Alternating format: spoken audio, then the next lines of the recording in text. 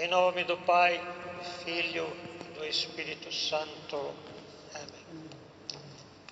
Queridos irmãos no santo sacerdócio, queridos filhos espirituais, fiéis, hoje, quarto domingo de Mateus, temos aí uma epístola de São Paulo aos Romanos. E logo no início desta epístola, encontramos a frase que vai nortear a nosso sermão de hoje. E de São Paulo, àqueles que moravam em Roma: livres do pecado, vos tornastes servos da justiça. Assim que ele atrela uma coisa à outra. E São Paulo é bem claro quando ele atrela estar livres do pecado para concluir exitosamente a justiça em nós.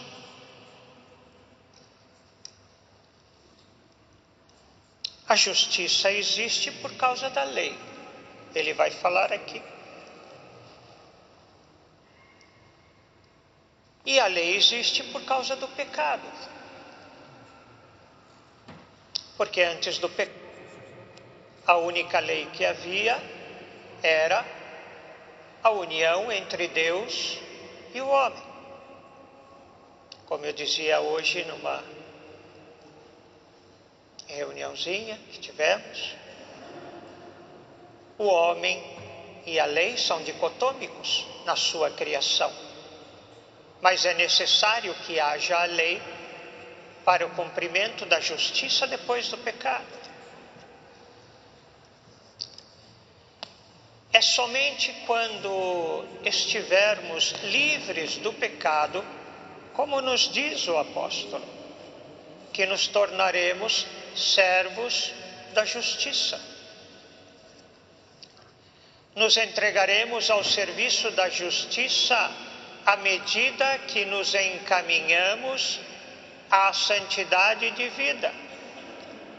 Ontem, na minha catequese, eu dizia aos alunos que devem conformar-se a uma regra de vida de santidade.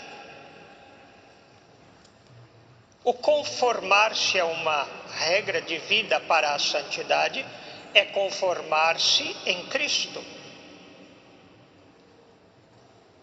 Não nos iludamos. Os frutos desta santidade e por fim da vida eterna, que é a que almejamos, virão somente quando estivermos livres do pecado. Que eu saiba, pelas Escrituras, ninguém que não tenha ficado livre do pecado está junto de Deus. Me corrijam os irmãos se a Escritura estiver errada. Somente quando estivermos livres do pecado é que serviremos justamente a Deus. Simples assim. Então, quais as razões pelas quais fracassam nossas intenções de viver uma vida melhorada e santificada? A primeira é muito óbvia.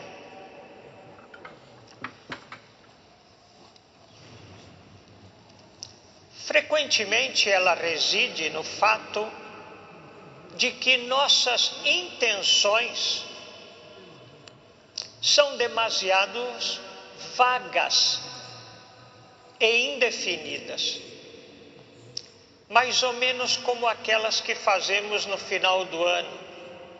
vou fazer academia, vou jejuar para emagrecer, vou, sei lá, rezar um pouco mais. E que no decorrer do tempo, ela esfumaça. Determinado pecador, por exemplo, pode se dizer a si mesmo: está na hora de parar de pecar, é hora de me emendar. Eu realmente me arrependo, vou parar de pecar. Na intenção, ela é ótima, mas é bastante indefinida. E por causa disso, embora a vontade de ser santo, de santificar sua própria existência, seja sincera, ela carece de solidez por não ter um resultado desejado, porque ela não tem objetividade. Querer ser santo é muito vago. É o princípio,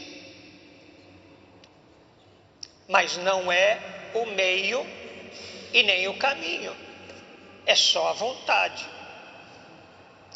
Aquele que tem um desejo sincero de corrigir-se, deve, antes de tudo, definir exatamente o que precisa ser corrigido.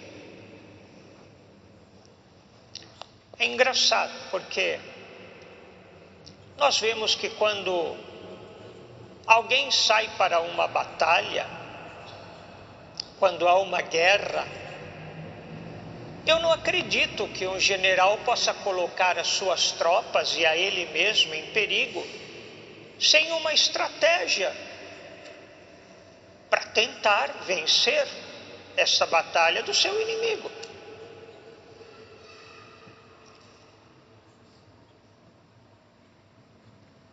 Essa estratégia, sim, vai determinar todo o jogo que irá se fazer na batalha. E eu não faço isso. Eu me lanço. É hora de parar de pecar. Me lanço. Qual é a estratégia? Qual é o caminho? Ela precisa determinar qual é o seu maior pecado e quais são os meios que a pessoa precisa utilizar contra esse pecado. Quais perigos ela deve evitar? Evitar para não cair novamente no mesmo pecado. Uma vez que já se tornou um hábito, uma parte da sua vida, um verdadeiro vício espiritual. E somos todos cheios de vícios espirituais.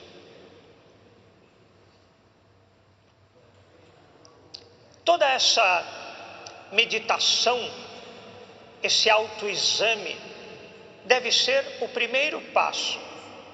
E só depois uma decisão deve ser tomada. Decisão esta que deve ser específica e não como exemplo de basta, com a ajuda de Deus, eu não mais cairei em tal ou qual pecado. Vou acabar com este hábito mau, com esse vício. Não mais me relacionarei com aquelas determinadas pessoas que me encorajam a praticar o vício, o pecado. E por fim, usarei tais e quais meios contra este pecado. Vou me armar e reunir todas as forças para que, quando ele vier novamente, em tentação, eu poderei vencê-lo. Parece simples, teoria é magnífico, mas na prática não depende somente de um esboço da minha parte. Nós já dissemos várias vezes aqui que depende de uma vontade específica, que não vem de Deus. Parte de mim. Eu não sou uma marionete, pois tenho vontade própria diante de Deus e diante de suas leis.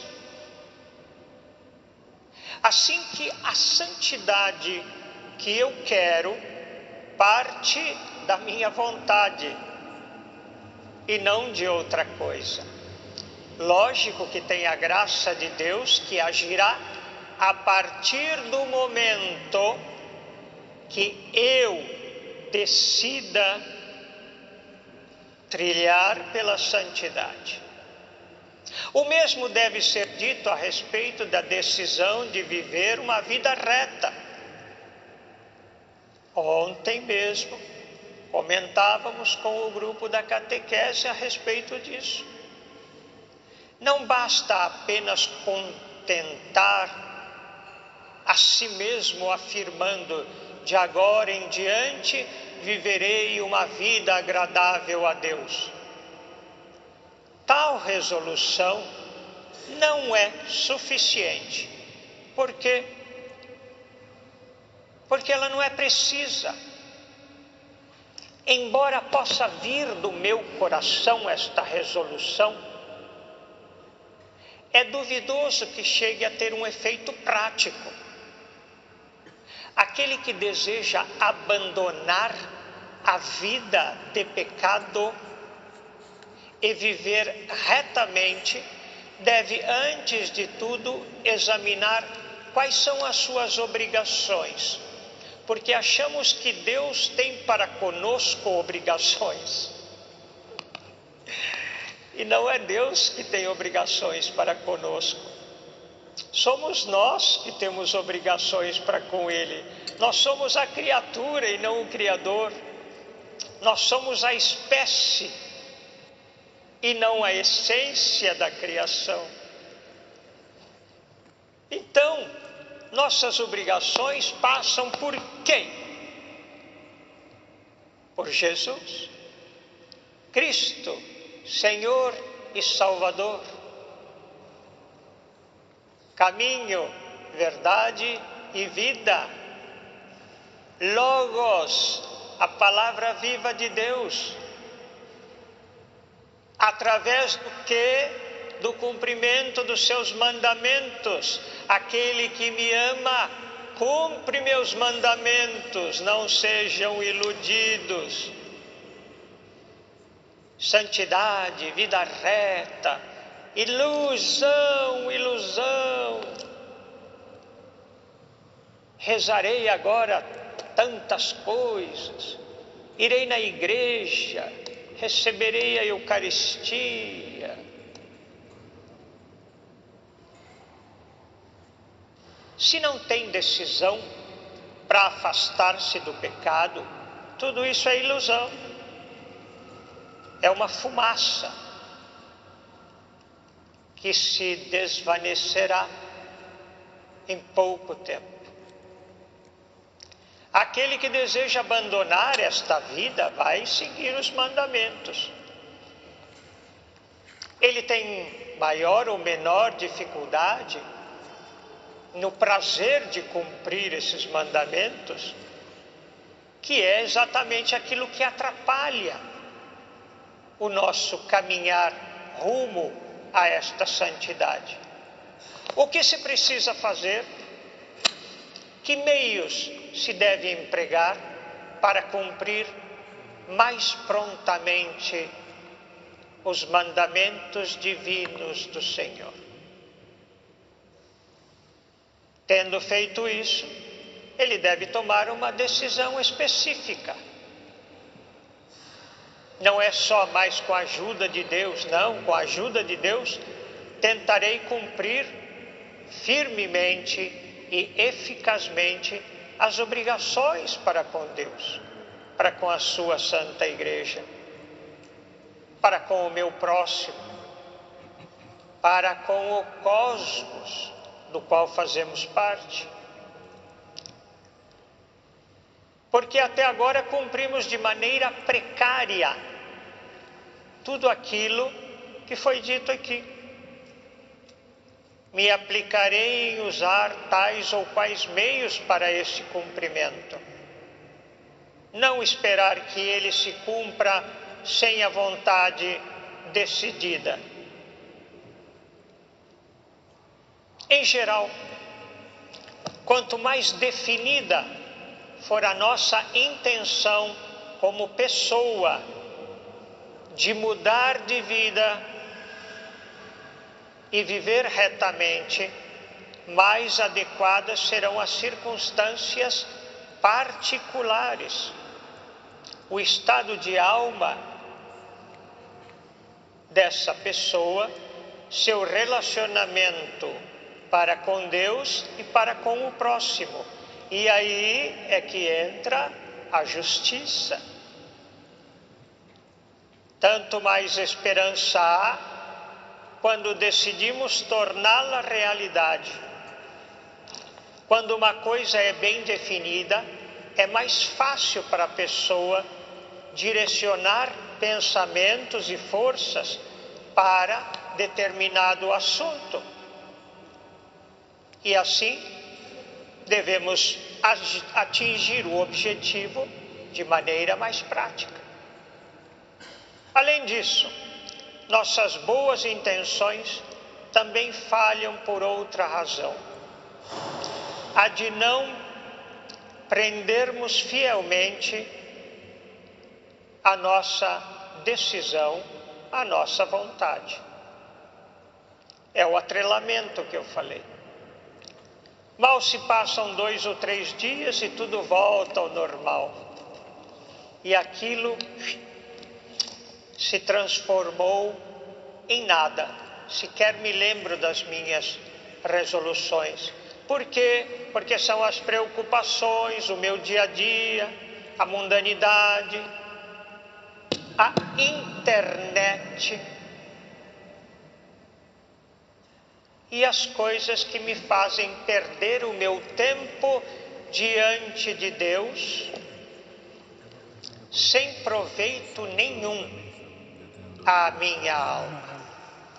Assim, da mesma forma, a intenção deve ser renovada, sem primeiro examinar nosso coração para ver que possamos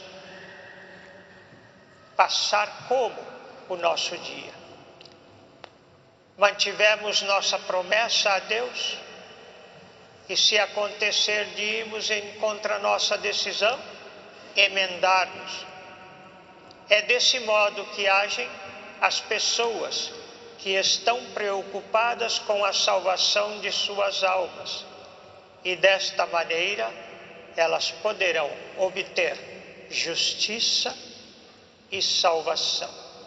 Em nome do Pai, do Filho e do Espírito Santo. Amém.